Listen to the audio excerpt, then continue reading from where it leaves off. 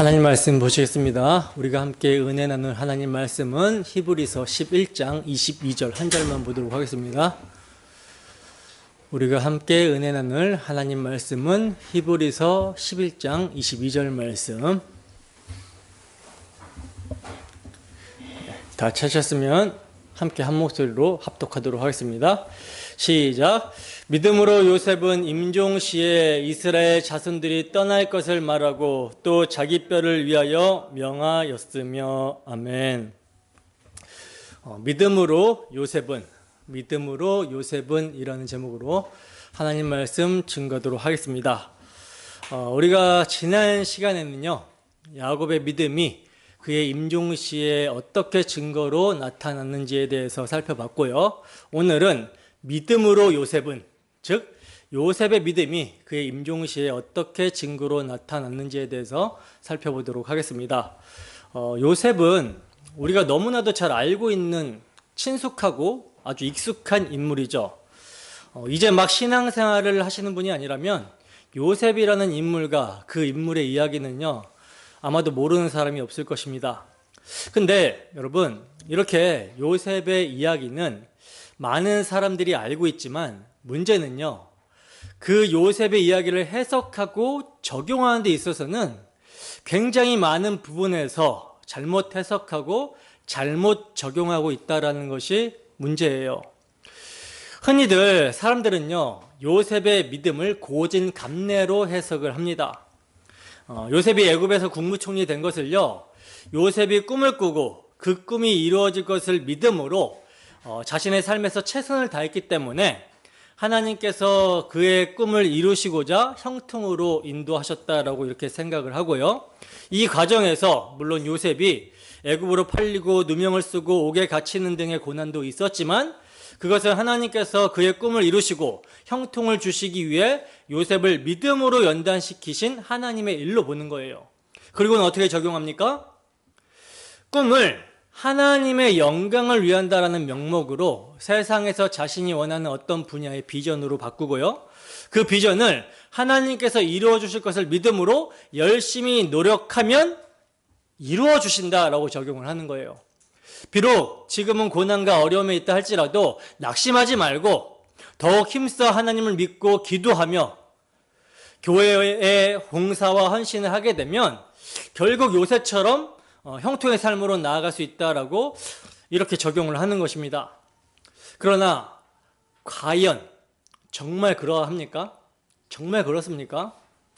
우리가 자신이 잘할 수 있는 분야의 비전을 가지고 하나님의 영광을 위한 명목으로 그 비전이 이루어지기를 믿음으로 하나님께 기도하고 또 하나님이 섭섭하지 않게 열심히 교회의 헌신과 봉사하면 하나님께서 요셉의 꿈을 이루어 주신 것처럼 우리들의 비전도 이루어 주시는 것입니까? 결단코 아니죠. 왜냐하면 우선 요셉은요, 자신이 꿈을 꾸고 싶어가지고 꾼 것이 아니에요. 자신이 꿈을 꿔야지 생각해서 그렇게 꿈을 꾼 것이 아니기 때문입니다. 만약 그의 꿈이 애굽이라는 세상에서의 성공과 그가 국무총리가 되는 것이 꿈이었다면 임종시에 이스라엘 자손에게 애굽을 떠날 것을 말하지 않았을 것이며 그들이 떠날 때 자기 뼈를 가지고 떠나라고 명하지도 않았을 거예요. 따라서 요셉의 꿈은요, 계시입니다. 계시. 성경이 기록되기 전에는 하나님께서 자신을 계시하실 때 친히 말씀하시거나 천사를 통하여 말씀하시거나 꿈과 환상, 이상을 통하여 계시를 하셨거든요. 때문에 요셉의 꿈은요, 하나님의 계시로 주어진 것이지 개인의 어떤 야망과 장래의 포부에 대한 것이 아니었다라는 거예요. 그리고 계시라는 말 자체가 여러분 뭡니까? 아포칼리시스. 계시라는 말 자체가요, 감추어진 것을 드러내다라는 뜻이에요. 그러니까 하나님께서는 요셉의 꿈을 통하여 하나님의 자기 현시, 자기 객관화이신 예수 그리스도와 그의 구원 사역을 계시하셨던 것입니다. 이게 성경의 대전제예요. 그리고 요셉은요, 야곱의 12아들 중에 언약의 계승자입니다. 그렇다면 요셉의 믿음이란 여러분 무엇이겠습니까? 하나님의 약속의 말씀을 믿는 믿음인 것이죠. 다른 말로 메시아 언약을 믿는 믿음인 거예요. 히브리서 11장 9절에서 10절 말씀입니다. 함께 읽습니다. 시작. 믿음으로 그가 이방의 땅에 있는 것 같이 약속의 땅에 거류하여 동일한 약속을 유업으로 받은 이삭 및 야곱과 더불어 장막에 거하였으니 이는 그가 하나님이 계획하시고 지으실 터가 있는 성을 바랐습니다. 자, 보세요, 여러분. 아브라함은요, 약속의 땅에 거류하여 동일한 약속을 유업으로 함께 받은 이삭과 야곱과 더불어 장막에 살았는데, 이는 하나님이 계획하시고 지으실 터가 있는 성을 바랐기 때문이다 라고 말씀을 하고 있어요. 여기서 아브라함과 이삭과 야곱이 동일하게 받은 약속이 뭡니까? 아브라함과 이삭과 야곱이 동일하게 약속을 받은 유업이 뭐예요? 창세기 26장 3절에서 5절 말씀. 자, 함께 읽습니다. 시작. 이 땅에 거류하면 내가 너와 함께 있어 내게 복을 주고 내가 이 모든 땅을 너와 내 자손에게 주리라. 내가 내 아버지 아브라함에게 맹세한 것을 이루어 내 자손을 하늘의 별과 같이 번성하게 하며 이 모든 땅을 내 자손에게 주리니 내 자손으로 말미암아 천하 만민이 복을 받으리라. 이는 아브라함이 내 말을 순종하고 내 명령과 내 계명과 내 율례와 내 법도를 지켰음이라 하시니라. 아멘. 자, 이게 지금 하나님께서 이삭에게 약속의 말씀을 주시는 장면이거든요. 여기에요, 아브라함과 이삭과 야곱에게 동일하게 약속하고 있는 것이 다 나오고 있어요. 아브라함과 이삭과 야곱에게 계속해서 반복적으로 하나님께서 동일하게 약속하고 계신 것은요, 내 자손으로 말미암아 천하 만민이 복을 받으리라 하신 메시아 언약이고요. 그 약속의 자손에게 가나안 땅을 주신다라는 것입니다. 그러니까 복과 자손과 땅에 대한 약속을 하나님께서 족장들에게 동일하게 하셨는데, 이 약속이 궁극적으로 가리키는 약속의 실체가 누구입니까? 바로 예수 그리스도십니다. 예수 그리스도가 복의 근원이며 예수 그리스도만이 약속의 자녀이고 예수 그리스도만이 아버지께서 처소 삼으시는 약속의 땅이라는 거예요. 그런데 이 복의 근원이신 성자 하나님이 죄로 말미암아 잃어버린 자기 백성을 구원하시기 위해 여자의 후손으로 약속의 자녀로 오셔서 자신을 대속제물로 내어주심으로 말미암아 죄사함의 복을 주시고, 이로 말미암아 하늘의 별과 같이 바다의 모래알 같이 많은 자손을 탄생시키시며 그들로 하여금 하나님이 거주하는 땅이 되게 하시고 하나님을 그들의 기업이 되게 하시겠다라는 거예요. 이것이 여러분 족장들에게 동일하게 주어진 하나님의 약속의 말씀입니다. 족장들은 이를 믿음으로 그들의 삶에서 그 믿음의 증거를 나타내었던 거예요. 그리고 여러분 족장들은요, 땅을 옮겨 다닐 때마다 뭐 하죠? 제사를 드리죠.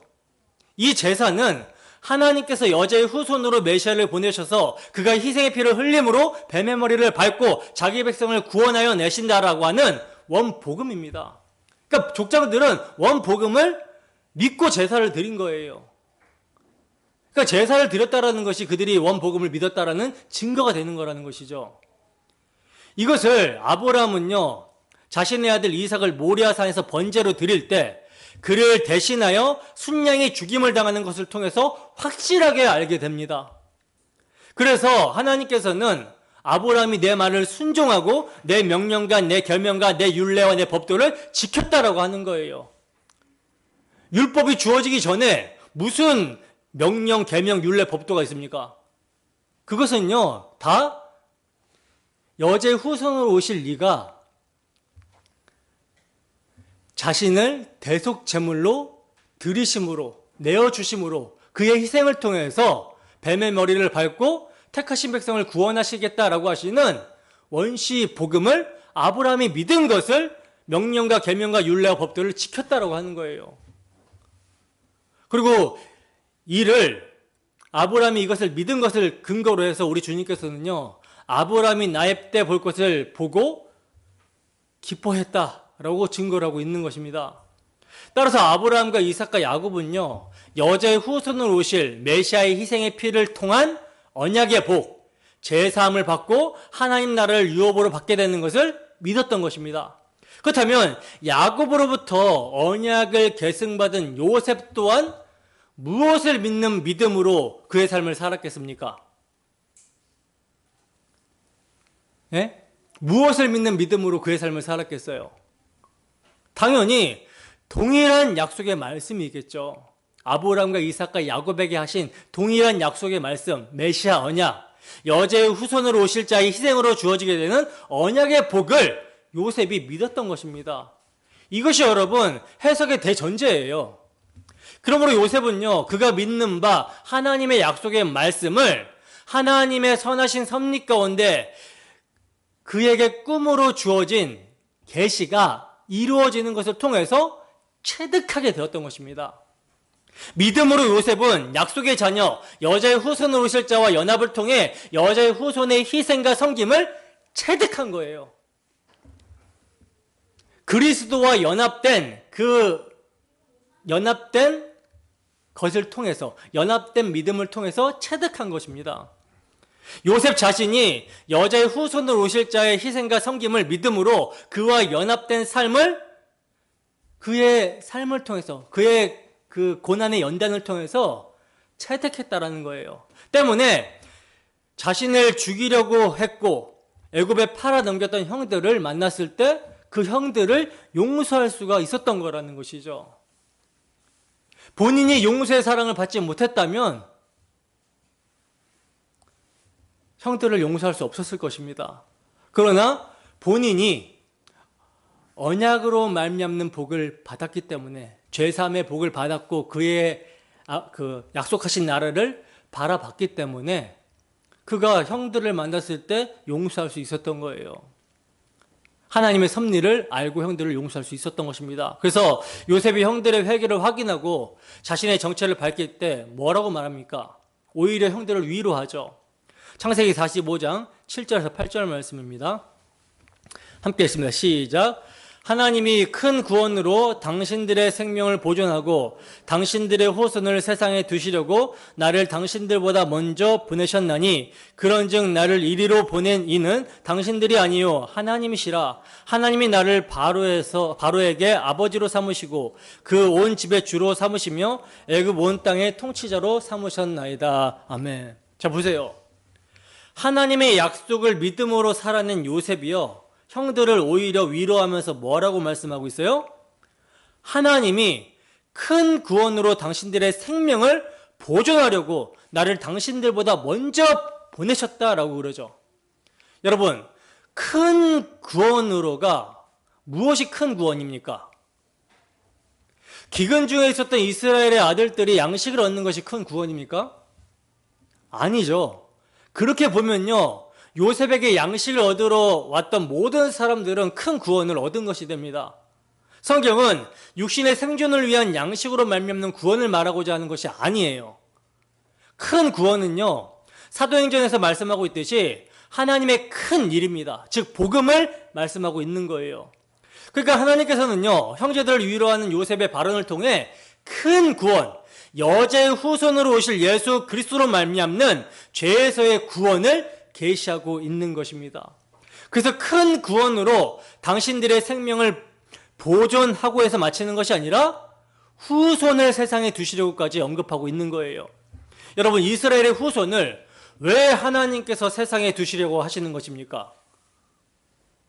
그들의 후손으로 그리스도를 보내셔서 큰 구원을 베푸시려고 하는 메시아 언약 때문인 것이죠. 여러분, 아브라함과 이삭과 야곱에게 언약하신 하나님의 언약의 중요한 두 가지가 후손과 땅이라고 했잖아요. 후손과 땅이 다 여자의 후손으로 오실 예수 그리스도를 계시합니다. 따라서 이스라엘의 아들들의 후손으로 그리스도께서 오시기 때문에 그들의 후손을 세상에 두시려고 요셉을 먼저 애굽에 보내신 것이며, 그리스도께서 태어나실 땅은 아직 아브라함에게 언약하신 4대가 되지 않았기 때문에 야곱의 후손들이 큰 민족이 되어 들어가게 하시고자 애굽으로 내려와서 살게 하시는 거예요. 그러니까 요셉은 이러한 하나님의 계시를 안 것이죠. 그래서 자신을 보내신 이는 누구라고? 하나님이라고 형들에게 거듭 이야기를 하고 있는 것입니다. 그러니까 하나님의 약속의 말씀을 믿음으로 요셉은요, 자신의 삶 속에서 나타난 사건들, 모든 사건들을 윤리적인 시각에서 보는 것이 아니라 신학적인 관점으로 보고 있는 거예요. 그래서 자기 중심이 아닌 하나님 중심에서 자신의 삶을 돌아보고 있는 것입니다. 여러분, 이러한 관점을 가지고 살아가는 사람이 부르심을 입은 성도예요. 따라서 성도는요, 자신의 삶에 고난이 닥쳐왔을 때 넘어질 수는 있어도 아주 엎드러지지는 않습니다. 왜냐하면 아들을 십자가에 내어주시기까지 우리를 사랑하신 하나님께서 당신의 가장 선하신 방법으로 자신의 삶을 인도하신다는 것을 신뢰하기 때문에 다시 일어서는 거예요. 그리고 이러한 사람은요, 자신을 자랑하지 않습니다. 자신을 자랑할 것이 전혀 없는 사람인 거예요. 그래서 요셉이 형들에게 자신이 뭘 했다라는 이야기를 전혀 안 하죠. 그럼 뭐만 말합니까? 하나님이 이렇게 하셨다라고만 말을 하고 있어요. 여러분, 이것이 오늘날 하나님의 선한 손에 이끌려가는 성도의 마땅한 자세인 것입니다. 바울 사도가 정말 죽도록 충성하고서도 하나님 앞에 섰을 때 뭐라고 이야기를 하겠습니까? 뭐라고 고백하겠어요? 주님, 제가 세상에서 주를 위해서 얼마나 고생을 하였는지 아십니까? 여기도 터지고 저기도 터지고 주님을 위해서 이렇게 고생했습니다. 이런 말을 하게 될까요? 그런 말을 전혀 할 수가 없죠. 왜?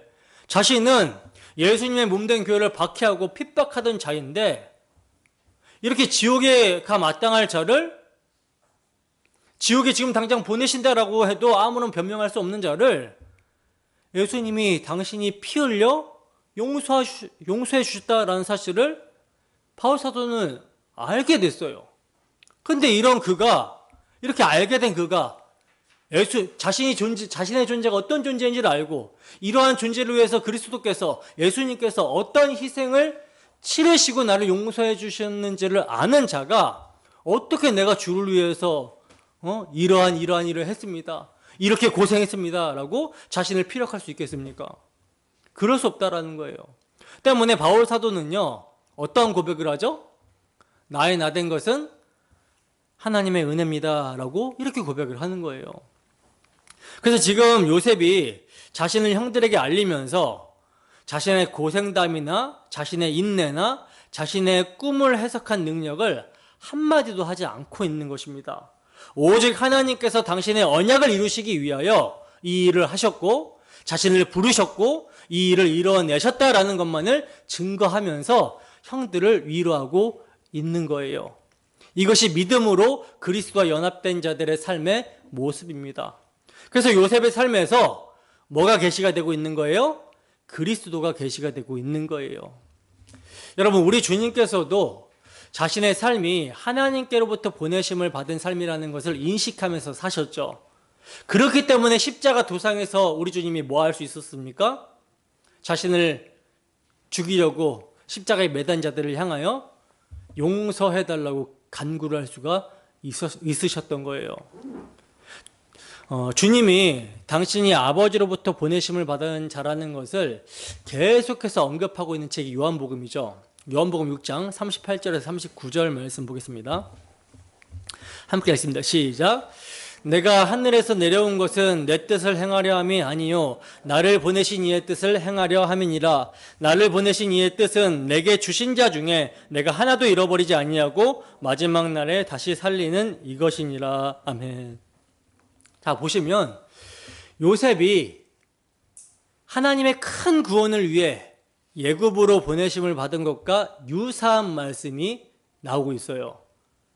그러니까 요셉은 우리 주님의 예표로 애굽에 내려가게 된 것입니다. 더 나아가 여러분, 우리는요, 요셉과 주님만 보내심을 받은 자의 삶을 사는 것이 아니라 주님과 믿음으로 연합된 모든 성도들의 삶이 하나님이 보내신 자의 삶이라는 것을 인식하고 기억해야 되는 거예요. 요한복음 20장 21절입니다. 함께 했습니다. 시작. 예수께서 또 이르시되 너희에게 평강이 있을지어다. 아버지께서 나를 보내신 것 같이 나도 너희를 보내노라. 아멘. 보세요. 부활하신 주님께서 당신을 배신한 제자들에게 찾아오셔서 지금 뭐라고 말씀하십니까? 그들을 위로하면서 뭐라고 말씀하고 있어요? 아버지께서 나를 보내신 것 같이 나도 너희를 보내노라 하고 말씀하시죠. 그렇다면 여러분, 자기 자신밖에 모르는 이기적인 죄인에게서 이러한 모습이 어떻게 나타날 수 있게 되는 것입니까? 그것은 복음을 사용하신 성령의 역사로 말미암아 예수님의 정체, 예수님의 십자가를 알게 되었기 때문인 거예요. 나는 그를 죽인 죄인이나 그분은 나를 살리시기 위해 당신의 생명을 죄의 값으로 내어주셨다라는 것을 알게 되었고 이를 통해 위로를 받았기 때문입니다. 따라서 요셉의 믿음은요, 아브라함과 이삭과 야곱이 믿은 동일한 약속의 말씀, 즉 여자의 후손으로 오실 자의 희생의 피, 복음을 믿는 믿음이었고 그 약속의 말씀을 믿는 믿음이 그의 삶에서 하나님이 주신 꿈, 계시가 이루어지는 것을 통해서 증거로 나타나게 된 것입니다. 히브리서 기자는요, 믿음으로 요셉은 이라고 말하면서 요셉의 언약의 말씀을 믿는 그의 믿음이 그의 임종시에 어떻게 증거로 나타나는지를 말씀하고 있는 거예요. 본문 22절 다시 한번 읽어보도록 하겠습니다. 시작. 믿음으로 요셉은 임종시에 이스라엘 자손들이 떠날 것을 말하고 또 자기 뼈를 위하여 명하였으며. 아멘. 여러분, 지금 이 말씀은 히브리서 기자가 창세기 50장의 요셉의 유언을 인용해서 약속의 말씀을 믿음으로 살아낸 요셉이 그의 임종시에 그의 믿음을 어떻게 나타냈는지를 지금 기록을 하고 있는 것인데, 창세기 50장을 한번 보겠습니다. 창세기 50장 24절에서 25절 말씀 함께 읽어보겠습니다. 시작. 요셉이 그의 형제들에게 이르되 나는 죽을 것이나 하나님이 당신들을 돌보시고 당신들을 이 땅에서 인도하여 내사 아브람과 이삭과 야곱에게 맹세하신 땅에 이르게 하시리라 하고, 요셉이 또 이스라엘 자손에게 맹세시켜 이르기를 하나님이 반드시 당신들을 돌보시리니 당신들은 여기서 내 해구를 메고 올라가겠다 하라 하였더라. 아멘. 자, 보세요. 임종시에 죽기 직전에 요셉은요, 친족들에게, 그의 형제들에게 나는 죽을 것이나 하나님이 당신들을 돌보시고 당신들을 이 땅에서 인도하여 내서 아브라함과 이삭과 야곱에게 맹세하신 땅에 이르게 하시리라 하고 이렇게 유언을 하고 있어요. 자, 마지막에 요셉이 하고 있는 말에서, 죽기 직전 임종시에 요셉이 하고 있는 이 말에서 요셉이 무엇을 믿었는지가 나타나고 있죠. 요셉이 여러분 무엇을 믿었습니까? 아브라함과 이삭과 야곱에게 맹세하신 하나님의 약속의 말씀을 믿었습니다. 여자의 후손을 보내셔서 그의 희생을 통해 이루실 언약의 복, 죄사함과 하나님 나라를 유업으로 주실 것에 대한 믿음이 그의 믿음이었다라는 거예요. 그리고 그의 믿음은요, 그의 형제들에게 임종시에 하나님의 약속의 말씀, 언약을 계승해 주는 것으로 나타나고 있는 것입니다. 더 나아가 하나님이 반드시 이스라엘 자손을 돌보실 것을 확고히 믿고 있다는 것에 징표를 주기 위해서 그들에게 맹세시키기를 뭐라고 맹세시킵니까? 애굽에서 나가게 될 때 여기서 내 해골을 메고 올라가라, 이렇게 마지막으로 유언을 하고 있는 거예요. 여러분, 요셉의 믿음이 어떻게 나타나고 있는지 아시겠습니까? 그는요, 아브라함과 이삭과 야곱에게 하나님께서 약속하신 유업, 여자의 후손이 그의 희생의 피로 이루실 언약의 복, 죄사함과 이로 말미암아 주어지게 되는 하나님의 나라를요, 하나님께서 약속하신 대로 반드시 이루실 것을 확신하는 가운데 하나님이 이스라엘 자손을 돌보시고 실체의 모형으로 주어지게 될 약속의 땅으로 이르게 하실 것을 통해 믿음으로 이를 바라봤던 거예요. 그래서 하나님이 돌보실 때 자신의 해골을 가지고 올라가라고 이스라엘 자손들에게 맹세를 시켰던 것입니다. 따라서 여러분, 요셉의 믿음은 자신의 친족들에게 아브라함과 이삭, 야곱에게 세워주신 메시아 언약, 하나님의 약속의 말씀을 계승시켜주고 하나님이 돌보심으로 약속의 땅으로 가게 될 때 자신의 해골을 가지고 올라가라고 유언을 한 것을 통해서 나타나게 되었던 거예요. 여러분, 요셉은요, 약속의 땅에서보다, 그러니까 가나안 땅에서보다 애굽에서 훨씬 더 오래 살았습니다. 그래서 그에게 애굽은 제2의 고향과도 같다는 거예요. 그리고 그는요, 애굽에서 가장 높은 자리까지 올라갔습니다. 애굽에서 총리가 되기까지 한 사람이에요. 그리고 부귀와 영화를 원없이 누린 사람이죠.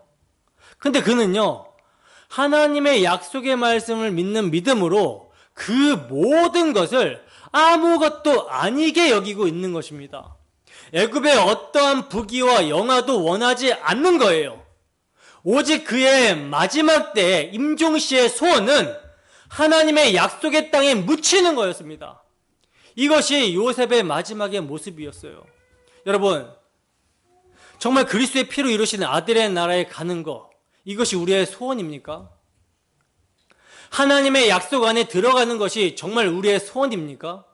우리의 임종시에 이런 고백을 할 수 있겠습니까? 여러분, 하나님의 약속의 말씀을 믿는 믿음, 여자의 후손으로 오실 예수 그리스도의 피를 믿는 믿음은요, 그리스도와 함께 감추어진 생명, 위의 것, 하늘의 생명을 바라보게 합니다. 따라서 예수 그리스도의 피로 이루신 하나님의 약속에 거하는 것이 영원히 사는 길이기 때문에 세상의 영화 따위는 중요하지 않음을 알게 되는 거예요. 세상에서 어떤 일을 하고 또 어떤 지혜에 있든지 그 모두는 하나님의 일을 위해 하나님이 세워놓으신 자리이며 자신은 다만 하나님의 일을 위해 부름을 받아 사용되는 일꾼임을 잊지 않습니다. 그러하기에 세상에서 자신의 지위가 아무리 높다고 해도 그것을 힘으로 이용하여 타인을 다스리려고 하지 않게 되고요.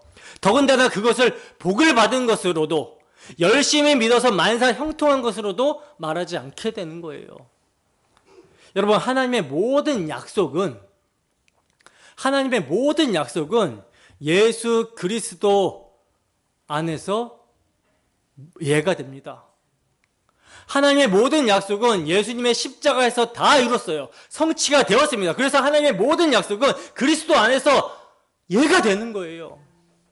그러므로 신자는요, 세상에서 무엇을 얼마나 누리며 사는가가 중요한 것이 아니라 하나님의 모든 약속을 십자가의 피로 이루신 예수 그리스도 안에서 죽는 것이 내 인생의 전부가 되어야 한다는 생각으로 살아가게 되는 것입니다. 이것이 여러분 믿음이에요. 이것이 여러분 믿음입니다. 그 믿음이 요셉으로 하여금 하나님의 약속의 말씀이 이루어질 것을 바라보게 한 거예요. 확신하게 한 것입니다. 그래서 자신의 해골이라도 애굽을 떠나 하나님의 약속 안에 거하기를 그는 소원했던 거라는 것이죠. 왜냐하면 그것이 영원히 사는 것임을 믿었기 때문입니다. 근데 믿음이 어떻게 세상의 영화를 제공하고 만사 형통을 준다라는 것입니까? 그러한 주장은요, 세상을 향한 탐욕에 치우쳐서 영생을 향한 소망을 가리고 성경이 말하는 믿음을 왜곡하는 것에 불과한 거예요. 여러분, 모든 사람은 죽습니다. 그리고 죽음은 동일해요.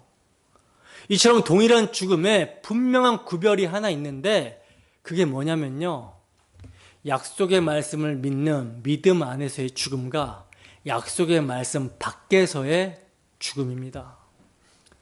사람이 어떻게 죽든 죽음에는 차이가 없어요.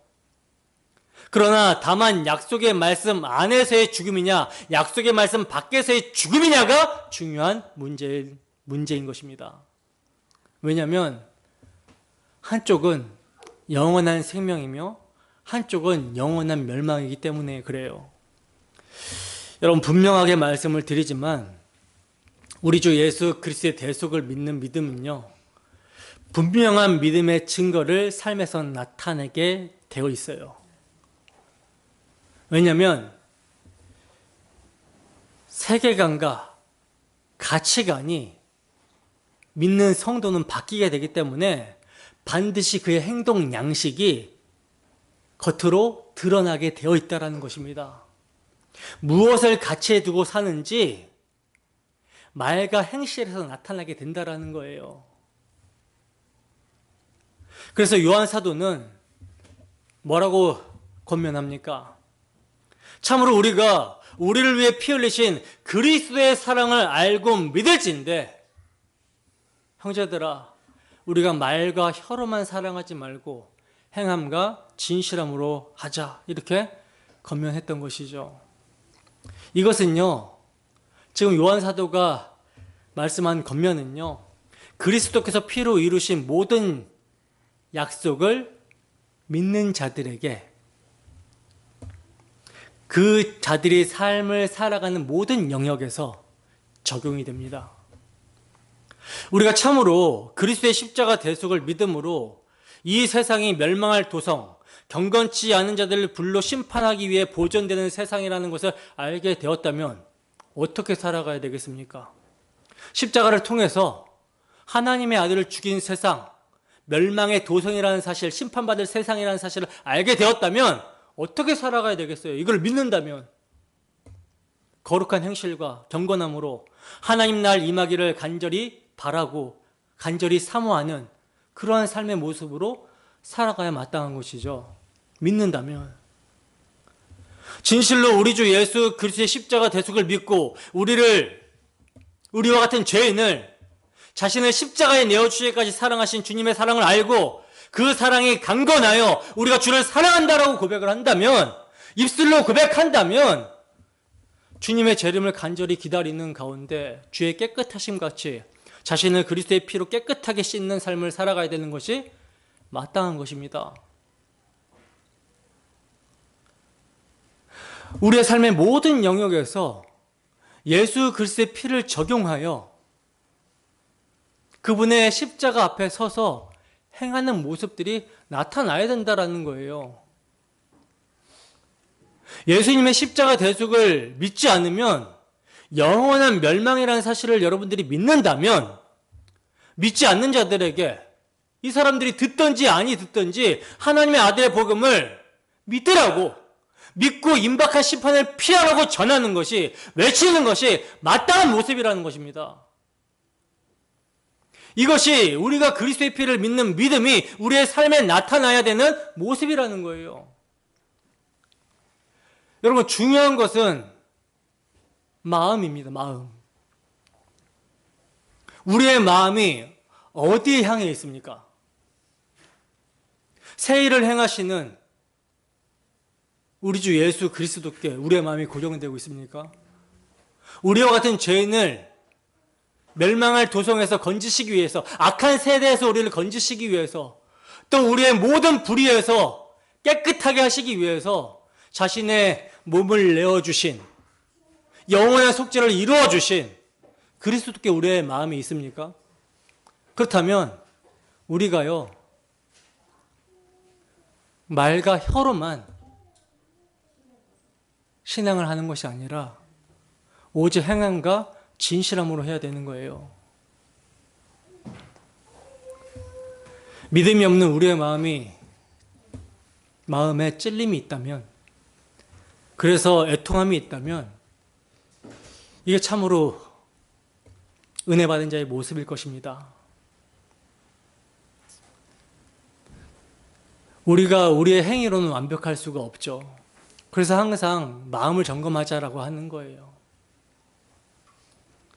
한 주도 정말 성령의 인도하심 가운데 참으로 복음의 말씀에 유의하시고 주 예수 그리스도의 대속의 사랑을 알아가기를 소원합니다.